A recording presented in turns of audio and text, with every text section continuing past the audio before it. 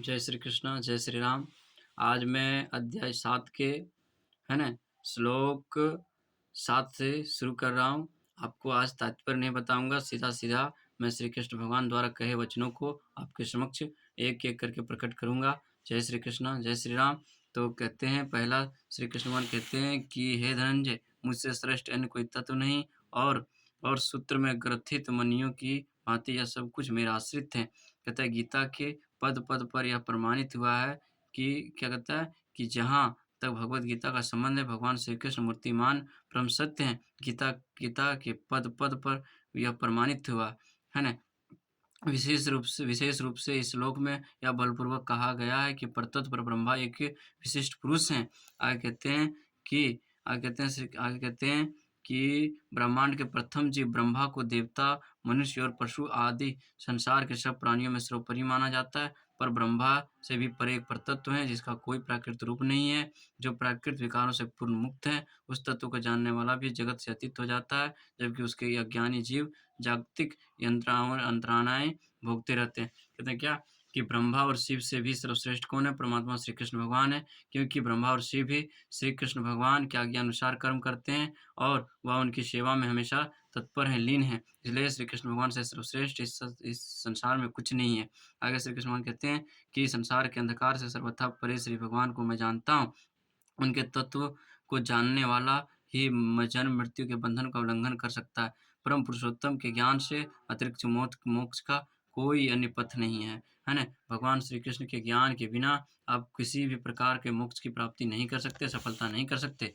आगे कहते हैं श्री कृष्ण भगवान लिखते हैं कि हे कुंती नंदन अर्जुन, मैं जल में रस हूँ और सूर्य में चंद्रमा में प्रभा हूँ तथा वैदिक मंत्रों में ओंकार हूँ, आकाश में शब्द हूँ तथा मनुष्य में पुरुषोत्तम।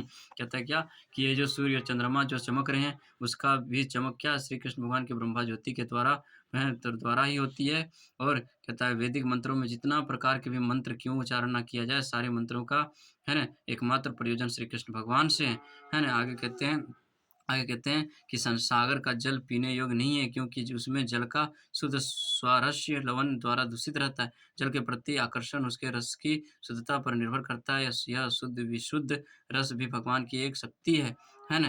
तो क्या कहते हैं? कहते हैं क्या कि कहते हैं कि आगे कहते हैं श्री कृष्ण भगवान कहते हैं कि श्री भगवान के तत्व को जानने वाला जानता है कि निराकार एवं साकार दोनों प्रत्यक्ष पदार्थ में एक साथ विद्वान है। कहता है कोई भी पदार्थ है उसमें निराकार भी है और साकारवाद भी है ना? निराकार भी है, निराकारवाद भी और साकारवाद है। साकारवाद का कहने का मतलब है कि कोई भी पदार्थ है उसमें एक सत्य गुण भी है और एक असत्य गुण है। आप उसको किस रूप में देखते हैं ये आप पर निर्भर करता है ना?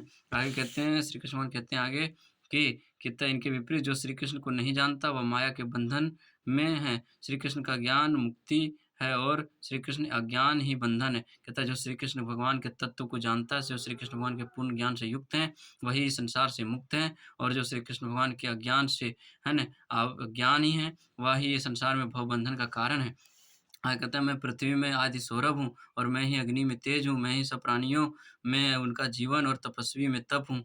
कहते हैं श्री कृष्ण भगवान कहते हैं कि सब पृथ्वी पर जितने भी सुगंधित पदार्थ हैं, उन सारे श्री कृष्ण भगवान से ही हैं। अग्नि में तेज मतलब जो अग्नि ज्वलित होता है, प्रज्वलित होता है, जिससे सभी का जीवनापन होता है, उस तेज का भी कारण श्री कृष्ण भगवान है। मैं ही सब प्राणियों में उनका जीवन और तपस्वियों में तप हूँ। कहता है मैं ही सब प्राणियों में हूँ, है ना? विराजमान हूँ और सब तपस्वियों में भी तप हूँ। कहते हैं क्या कि पुण्य उसे कहते हैं जिसमें विकार नहीं होता, है ना? जिसके अंदर किसी प्रकार का विकार नहीं है, वही व्यक्ति पुण्य है।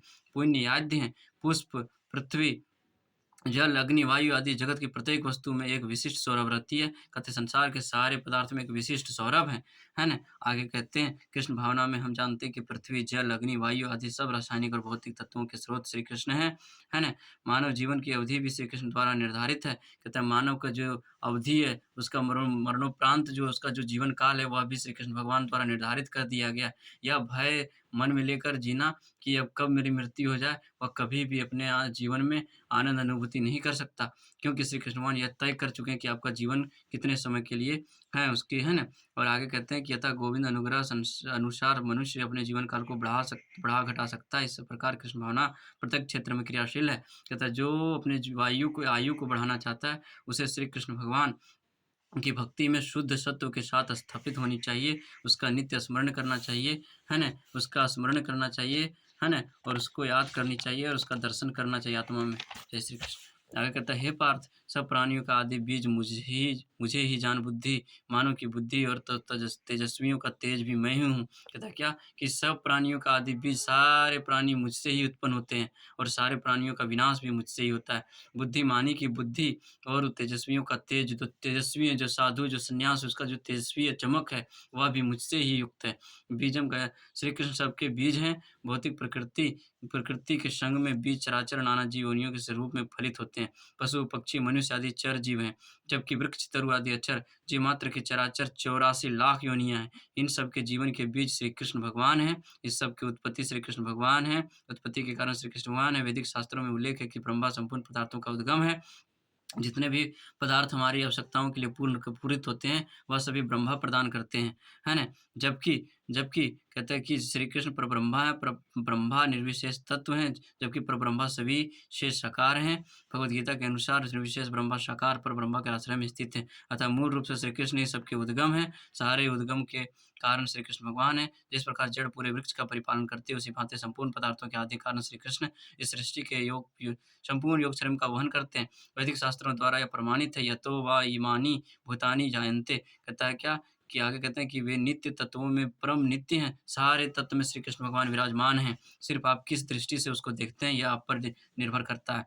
आगे कहते हैं कि चेतनाधारियों में परम चैतन्य हूँ। जो चेतनाधारी हैं, जो अपने मन को चेतन कर लिया, अपने मन को अपने अधीन कर लिया, उसमें चेतनाधारी भी श्री कृष्ण भगवान है। संपूर्ण जीवन के पोषक हूँ। श्री कृष्ण ने स्वयं कहा है कि वे संपूर्ण बुद्धि शक्ति के स्रोत हैं। अगर आप कितना ही अपने जीवन के काल में किताबें पढ़ ली है, परंतु आप श्री कृष्ण भगवान के तत्व के ज्ञान को नहीं जानते, तो आप कभी जीवन में सफल नहीं हो सकते और सारे ज्ञान से आप सारे सारे है ना? सारे ज्ञानों से अभिन्न हैं। अतएव एकमात्र बुद्धिमान मनुष्य ही भगवान श्री कृष्ण को जान सकता है। जो श्री कृष्ण भगवान की शरण लेता है, शरण में आकर ही ज्ञान का अर्जन कर सकता है ना? आगे कहता है, मैं बलवानों का कामना और आसक्ति से रहित बल हूँ और हे अर्जुन, जीवों में धर्म सम्मत काम भी मैं ही हूँ।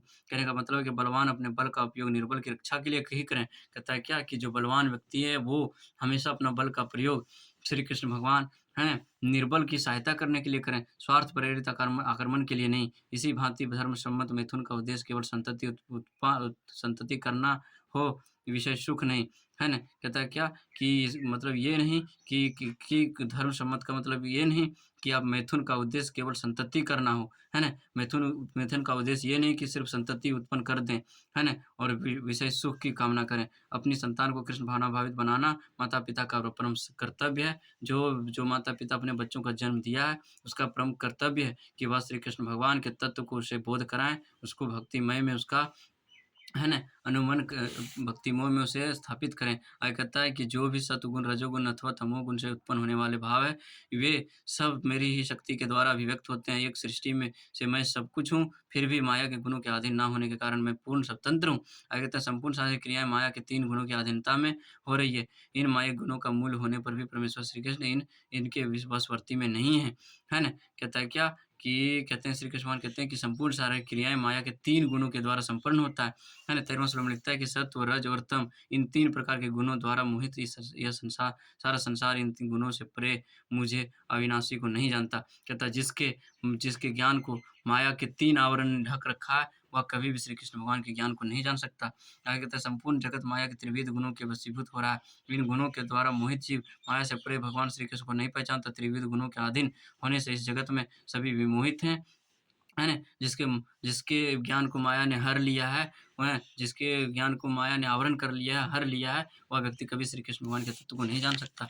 आगे श्री कृष्ण भगवान कहते हैं कि आगे कहते हैं श्री कृष्ण भगवान कि परंतु कोई भी अवस्था क्यों ना हो, जीवन नाशवान है ना? क्या कहते हैं कि आगे कहते हैं कि वर्तमान में ब्राह्मण, क्षत्रिय, वैश्य आदि किसी भी वर्ग में गिना जा सकता है, परंतु कोई भी अवस्था क्यों ना हो, जीवन नाशवान है। यद्यपि इस जीवन क्षणभंगुर है और हमें पता नहीं कि अगले जन्म में हमें कौन-सी देह प्राप्ति होगी, फिर भी माया से उत्पन्न देहात्म बुद्धि के कारण हम अपने को अमेरिकी, भारतीय, रूसी अथवा ब्राह्मण, हिंदू, मुस्लिम आदि मान बैठे हैं। माया के गुणों में बंध जाने से इनके इनके ईश्वर श्री भगवान की हमें विस्मृति हो गई है ना? कहते हैं संपूर्ण श्री ऐश्वर्य, ज्ञान, वीर्य एवं यश एवं वैराग्य से युक्त श्री भगवान साकार, है ना? साकार रूप के संबंध में वे सम्मोहित से रहते हैं। जब सतगुणी जीव तक भगवान के तत्व को जानने में असमर्थ हैं, तो रजोगुनी और तमोगुनी कैसे जान सकता है ना? आगे कहते हैं कि यह मेरी दैवी शक्ति अर्थात त्रिगुणमयी माया बड़ी दुष्कर है, परंतु जो मेरे शरणागत हो जाते हैं, वे सुगमतापूर्वक इसे तर जाते हैं। क्या कहता है कि जो त्रिगुणमयी माया में बंध चुके हैं, वह व्यक्ति के लिए जीवन से त्राण करना बड़ा दुष्कर है, परंतु जो श्री कृष्ण भगवान के सच्ची भक्ति के साथ आश्रय ग्रहण कर लेते हैं, ले लेते हैं, वह व्यक्ति अपने जीवन के लिए सदा सर्वदा से तर जाते हैं। श्री भगवान की असंख्य दिव्य शक्तियाँ हैं, यद्यपि उनकी शक्ति के अंश होने के रूप में जीव भी दिव्य हैं, पर माया के संसर्ग में उसकी आदि पराशक्ति ढक सी गई है। कहता है क्या कि श्री कृष्ण भगवान के असंख्य दिव्य शक्तियाँ हैं और उसके एक शक्ति हम लोग भी हैं, लेकिन माया के अधीन हो जाने के कारण हम अपने शक्ति का विस्मृति हो चुका है, हम भूल चुके हैं, अपनी शक्ति को पहचान नहीं सकते हैं, है ना? आगे कहते हैं कि माया अनित्य है ना? परंतु उसके पृष्ठ आधार स्वयं श्री महेश्वर श्री भगवान हैं। कहता है क्या कि माया अनित्य है, माया हमेशा के लिए नहीं रह सकता है कि इंसान के अंदर। जो श्री कृष्ण भगवान की भक्ति में पूर्ण रूप से निष्ठ है, उसकी माया पर हमेशा-हमेशा के लिए विजय हो जाती है। इसलिए श्री कृष्ण भगवान की भक्ति में निष्ठ होना अति आवश्यक है। जय श्री कृष्ण, जय श्री राम।